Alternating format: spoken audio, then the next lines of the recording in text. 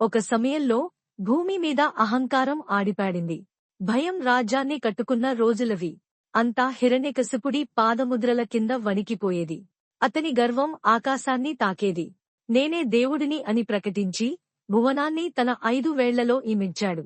అతడి అంధకారపు రాజ్యంలో ఓ చిన్న దీపం వెలిగింది. అది ప్రహ్లాదుడు. హిరణ్యకశిపుడికి పుత్రునిగా జన్మించిన అతడి హృదయం లోకసామాన్యమైనది కాదు. అమ్మ కాయాదు ఒడిలో పుట్టినప్పటినుంచే ప్రహ్లాదుని మనసు విష్ణువు పేరుతో నిండిపోయింది. శక్తి మీద ఆకాంక్ష కాదు, శాంతి మీదే ప్రేమ.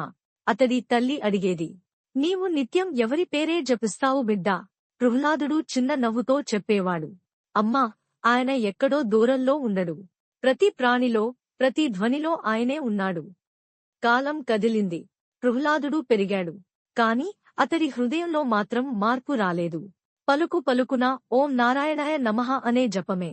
రాజసభలో అందరూ హిరణ్యకశిపుడిని భయపడి నమస్కరిస్తే ప్రహ్లాదుడు మాత్రం ప్రణయంతో విష్ణువుని ప్రార్థించేవాడు. ఈ మాటలు హిరణ్యకశిపుడి చెవులకి పడ్డాయి. అతడు కోపంతో కళ్ళు రాక్షసల్లా ఎర్రబెట్టాడు.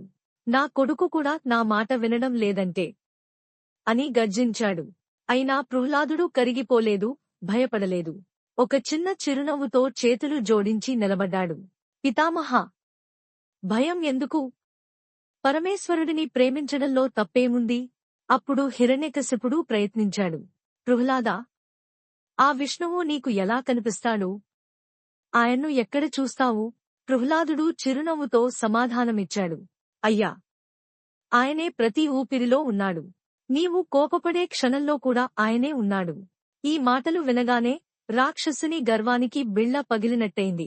ఈ వాడిని నేనే మార్చాలి అని ఆలోచించి ప్రహ్లాదుడిని గురుకులానికి పంపించాడు. అసురాచార్యులు వచ్చి విష్ణువు గుణాలు చెప్పకుండా రాజు మహిమలు నేర్పాలని ప్రయత్నించారు. కాని ప్రహ్లాదుడు చెవుల్తో పలికిన ఓం నారాయణాయ నమః అనే ధ్వని మాత్రమే వినిపించేది. గురుకులంలో కూడా ప్రహ్లాదుడి మనసు మారలేదు. తాను నేర్చుకున్నది ఒక్కటే, ప్రేమ, భక్తి. ఒకరోజు పక్కన ఉన్న బాల అసురులు అడిగారు, ప్రహ్లాదా, నీవు భయపడవా? రాజుగారు కోపంగా ఉంటారు కదా? ప్రహ్లాదుడు చిరునవ్వుతూ అన్నాడు, భయపడేవాడికి భగవంతుని తెలుసుకోలేడు. భక్తికి భయం అడ్డుకాదు. ఆ చిన్న మాటలు కూడా రాక్షస బాలులను కదిలించాయి. ఇది తెలుసుకున్న హిరణ్యకశిపుడు మరింత క్రూరుడయ్యాడు. ఆ చిన్నవాడిని మాయం చేయాలని ప్రయత్నించాడు.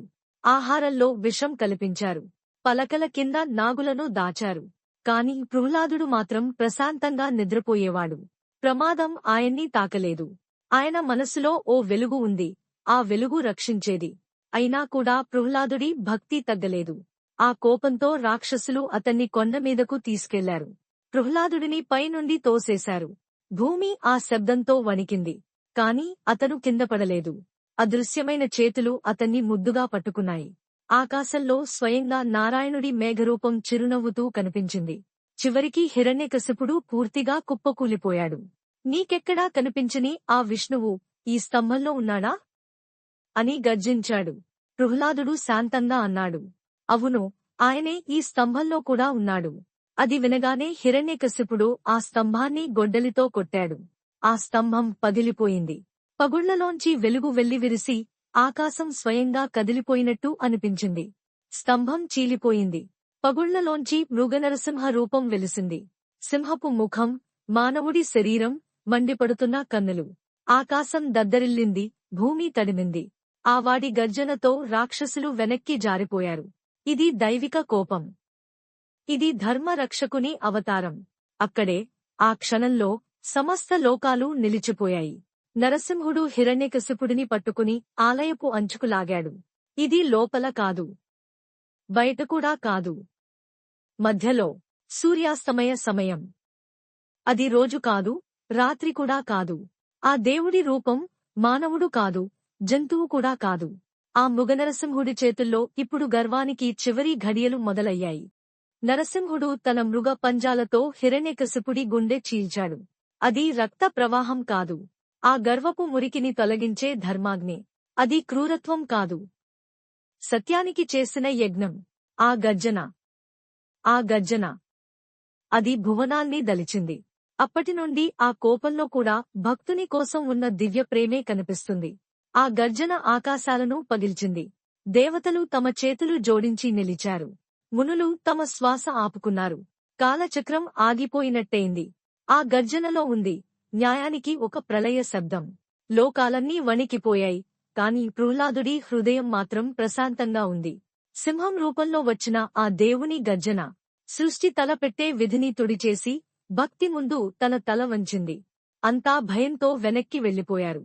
కాని ఒక చిన్నవాడు మాత్రం నడిచొచ్చాడు.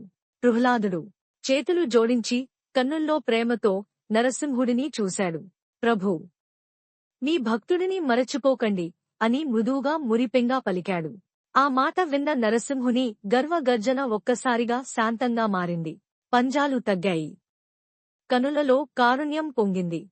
ప్రహ్లాదుడి భక్తి ముందు నరసింహుడి కోపం కరిగిపోయింది. ఆ రక్తపు పంజాలు ఇప్పుడు మృదువైన ఆశీర్వాదహస్తాలయ్యాయి. ప్రహ్లాదుడి తలపై నరసింహుడు తాను చేయి ఉంచాడు.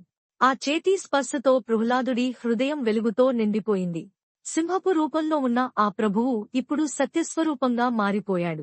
గాలి మల్లెల పరిమళంతో నిండిపోయింది. ఆకాశం కూడా నెమ్మదిగా ఊపిరి తీసుకుంది. ఆ క్షణంలో నరసింహుడు తన విక్రమ రూపాన్ని మృదుత్వంగా మార్చాడు. విష్ణువు స్వరూపంగా ప్రహ్లాదుడిని ఆశీర్వదించాడు. నువ్వున్న చోటే నేను ఉంటాను అని చక్కని దీవెన ఇచ్చాడు. అది నల్లమల అడవిలో అహోబిలం అని పిలిచే పవిత్ర భూమి. ఇక్కడే నరసింహుడి రౌద్రం కూడా కరుణ కూడా పరిపూర్ణమైనాయి. ఈ గాథ ఇప్పటికీ గాలిలోకి చెవులు చెప్పుతుంది. నేటికీ అడవుల్లో ఆ దేవుని పాదచిహ్నాల వెంట నడవడం కోసం భక్తులు వస్తారు. చెట్ల మధ్య నుంచి కాంతి జల్లులు పడతాయి. పాత దేవాలయాల శిలలు ఇంకా శ్వాస తీసుకుంటున్నట్టు అనిపిస్తుంది. ఓం నరసింహాయ నమః అనే మంత్రాలు గాలిలో కరుగుతూ వినిపిస్తాయి. ప్రహ్లాదుడి పేరు, నరసింహుని విగ్రహం ఇవి అహోబిలంలో నేటికీ జీవించుతున్నాయి. ఒక్క అడుగు వేసిన ప్రతి భక్తుడికి అక్కడ ఆ భగవంతుని ఉనికిని అనుభవించలేకుండా ఉండలేరు. కలవటి చెట్ల క్రింద, వానపాము లతల మధ్య ఆ దేవుని శక్తి ఇంకా ఉందని ప్రతి రాయి మర్మరాల్లో ఆ కథ చెబుతుంది. ఇది కేవలం పురాణం కాదు. ఇది జీవించి ఉన్న భక్తి. అది రౌద్రం కాదు, ఆ రౌద్ర రూపంలో దాగి ఉన్న అనుగ్రహమే.